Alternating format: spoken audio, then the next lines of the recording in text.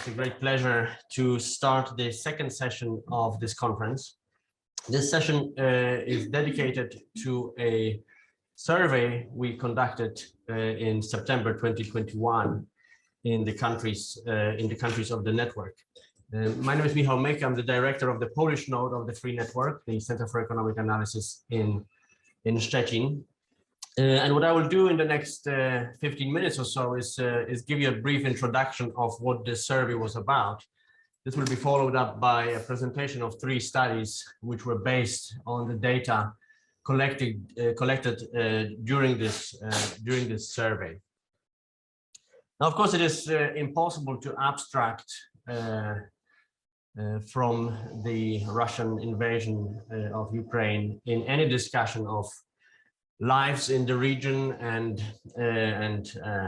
academic work and research and policy in the region, and that's certainly the case with respect to violence, the domestic violence against women. It's the case also with respect to our survey and our data. In some sense, one might say that the data very quickly became outdated. We do believe, though, that the data represents a very important snapshot of the life in the societies in the region before the war broke out. And we do hope that it will be a point of reference and a relevant point of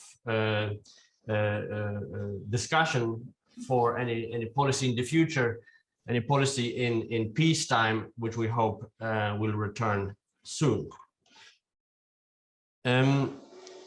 As we've heard in the first session, there's growing interest in the context and the causes and consequences of domestic and gender-based violence all over the world, including our region, of course. And the interest has grown over the last few years during the COVID lockdowns. And of course, it has been tragically brought to the world's attention in the context of the war.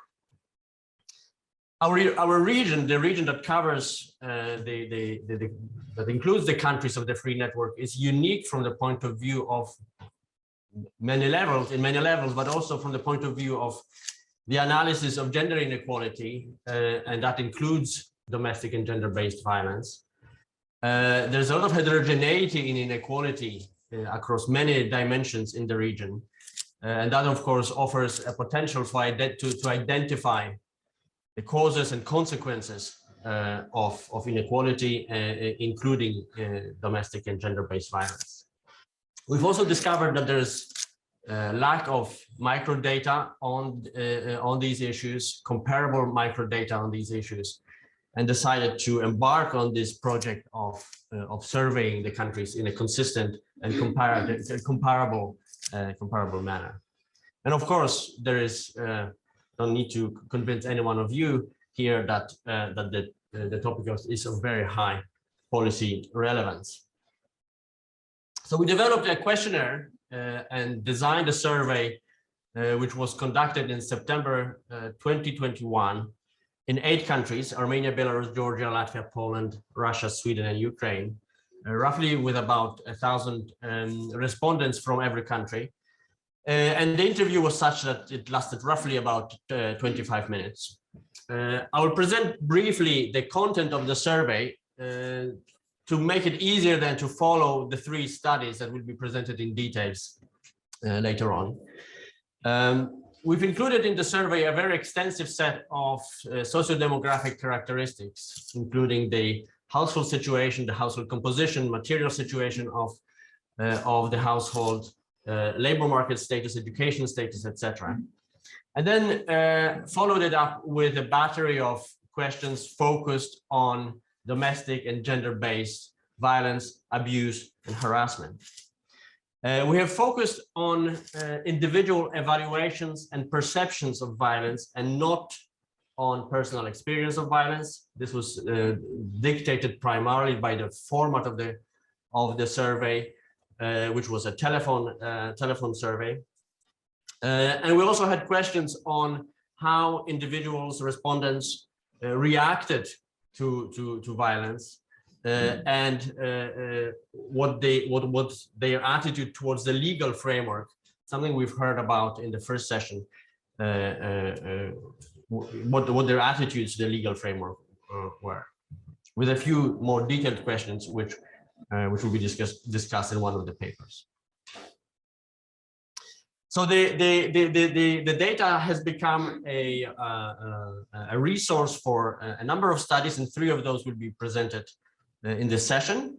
One on perceptions of violence and their socioeconomic determinants, on social context and the perception of differential treatment, and then the final one on domestic violence legislation, awareness of the legislation, and support for it in 3 countries, Latvia, Russia, and Ukraine. So let me just give you a brief overview of what's in the data.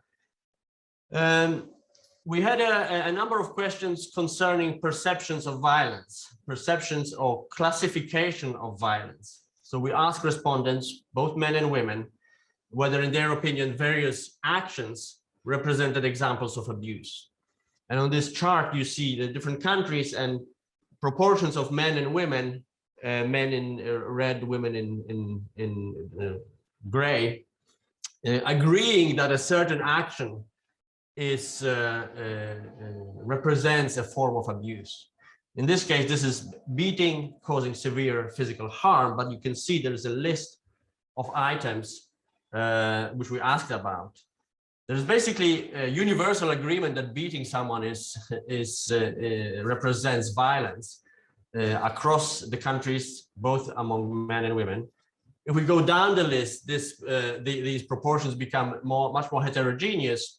And when looking at prohibition to dress as one likes, you can already see that there is a lot of heterogeneity and variation across countries, with agreement that this represents abuse in Sweden, and much less so, especially among men in countries like Russia or Armenia. We also looked or asked individuals if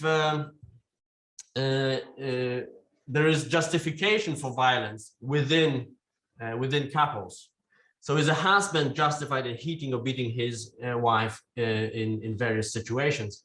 And you can see on this chart the agreement that there is such justification among men and women in different countries. Again, Armenia standing out here in the case when a woman neglects the children. But again, in this dimension, we also had a number of questions referring to the justification in different situations of violence within the household. Then we followed these up with questions concerning differential treatment and harassment. So the extent to which individuals notice that and witness certain behaviors. Again, there was a list of questions, and just one example. A woman has been treated with less courtesy than man, all the way down to a woman has received unwanted sexual advances from a man that she wouldn't know. The example we see on the chart, again, across the countries, separately for men and women, relates to whether men have acted as if they're better than women are. And the proportions represent the agreements or the reflections of this happening often or very often. And you can see that there is a different, perhaps a different sensitivity to noticing these behaviors among men and women, with much higher proportions of women declaring that they've witnessed such behavior often and very often. We then focused on much harsher forms of treatment, on abuse, and again asked our respondents if they have witnessed in their day-to-day life, how often they witness in their day-to-day life various behaviors, beginning from a woman being threatened physically by a man to a woman being touched inappropriately without her consent by a man. Again, this is just an example referring to the question of whether of witnessing that a woman has been slapped, hit, or punched by a man.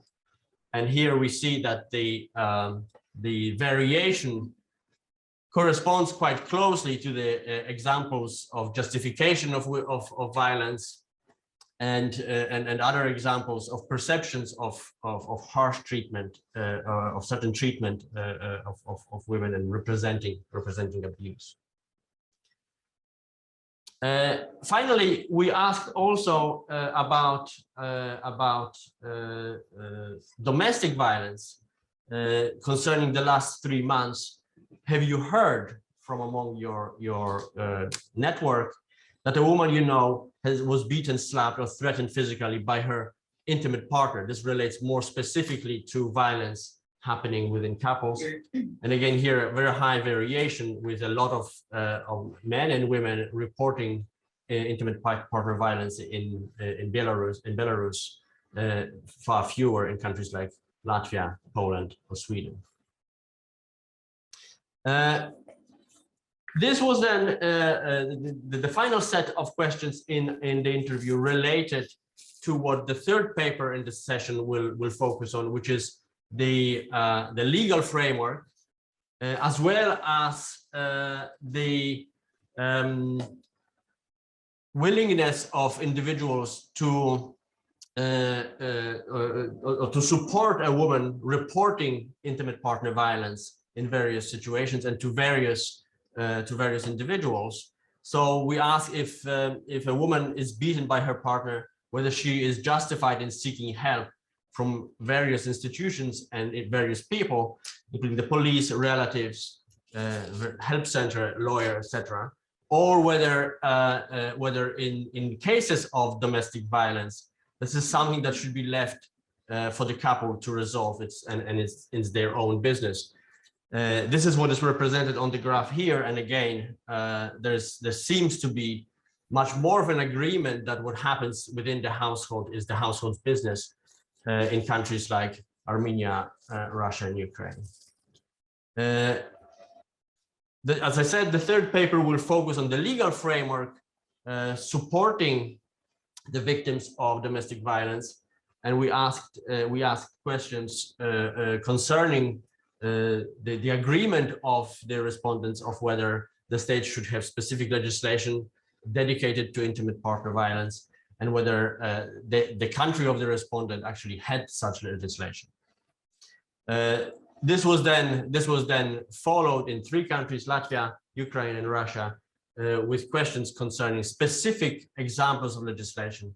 And Maria Perrotta Berlin will discuss that in her paper at the end of this session. The 3 papers will follow this introduction.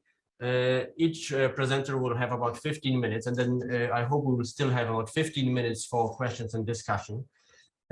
To our colleagues following the conference on Zoom, you can either write the questions in the Q&A or just speak up and ask your questions in the question session whenever you know the session is open. So feel free to speak up and address the questions directly during the Q&A session at the end. So this is the end of the introduction. I'll now pass the floor to Yaroslava Babych, who will discuss present the first paper in this session. Thank you.